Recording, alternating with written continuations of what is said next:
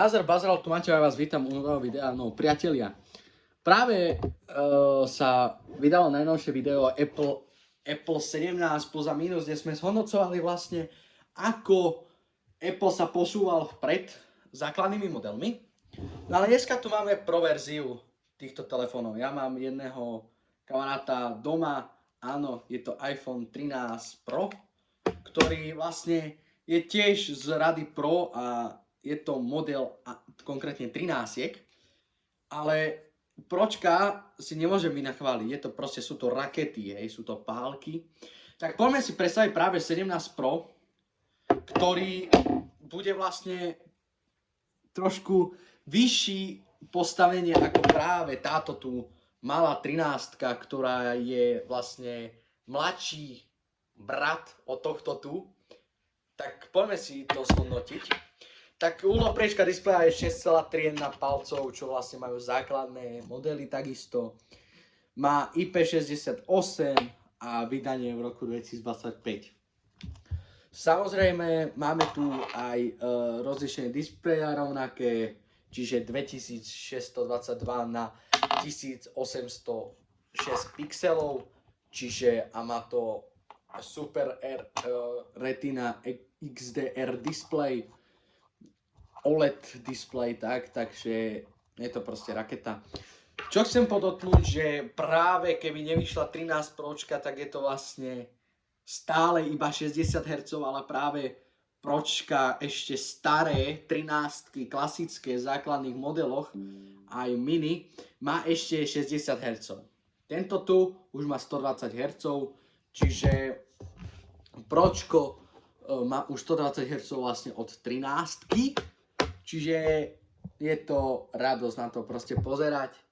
Ale čo je veľký rozdiel medzi týmito dvoma telefónmi, práve ním a 13, 16 či 17, tak je v foťákoch. Foťáky sú proste o fakt lepšie megapixele, si zoberte, keď porovnávali sme, zoberte si videjko, keď sme porovnávali iPhone 13 Pro s XR-kom, tam s tými fotkami to bol rapidný rozdiel a ukazuje sa, že Apple posúva tie foťaky stále hore a hore, čiže stále tu máme 48 megapixelov, čo vlastne majú všetky foťáky iOS 26 a 17. Sú to proste už rakety, sú to pálky, čiže to už je nádherné, fotí to veľmi pekné. No ale poďme k baterke práve, že priatelia.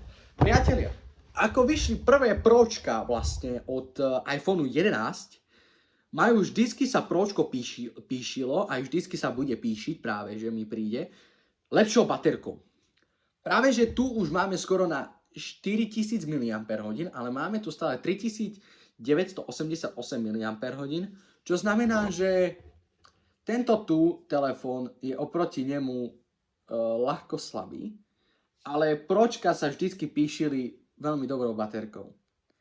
A ja si za tým budem proste stáť, pretože priatelia, 11:33 a môj telefón má stále proste 82% baterky, čo je proste nádherné, že vydrží proste neskutočne dlho. Ja používam ho de facto od rána, od 9:00, 10:00, že proste ide stále šlape. A tomto tu ozaj musím dať klobúk dole Pročkám, iPhoneom, pretože majú to perfektne vymyslené. A tie telefóny ozaj majú dlhšiu aj životnosť batérie potom. Tak verím, že to stále tak bude a tie Pro Maxka sú už proste pálky, čo sa týka baterky. To si budeme ešte predstavovať. Tak ale drotové nabíjanie je o jedno viac ako pri klasickom modeli. To je 36 W z drotového a bez drotového je to 25 W. Samozrejme Apple takisto predstavil čip práve pre Pročka, to je Apple A19 Pro čip, takže je to o mnoho nabúchanejšie a lepšie a máme tu iOS 26. A priatelia, určite sa ma aj pýtate, že či vám odporúčam ísť do Pročka alebo do základného modelu. Čo sa týka cenovo a určite bude väčšina so mnou súhlasiť, tak podľa mňa najviac sa vypláti teraz ísť do základného modelu, keď chcete 17, pretože R-ko si budeme ešte predstavovať, tomu bude trošku dlhšie videoko, keď sa chce, ale teším sa na to. práve že ja si myslím, že práve to Pročko je reálne to, čo je dobré, aj keď ten dizajn nie je bardzo dobrý, ale určite to dáva väčší zmysel ako ísť do základného modelu, ale základný model je práve že lacný a ja si myslím, že za jeho pomer a cena a výkon je proste podľa mňa základný model najlepšia možná voľba, akú môžete urobiť. Ale keď nechcete základný model, nechcete R-ko, tak rozhodne odporúčam ísť do Pročka klasického, Nemaxka klasického, pretože je to proste pálka a ja môžem stále súhlasiť proste s ľuďmi, ktorí majú proste Pročko, lebo je to proste ozaj nabuchaná mašina a je to proste raketa, takže odporúčam, keď chcete iPhone 17, určite do Pročka, jednoznačne. Ja dúfam, že vám toto videjko páčilo, pokiaľ áno, tak dajte zvonček, follow a srdiečko a ja sa s vami teším u ďalšieho pekného kvalitného videjka. Čaute.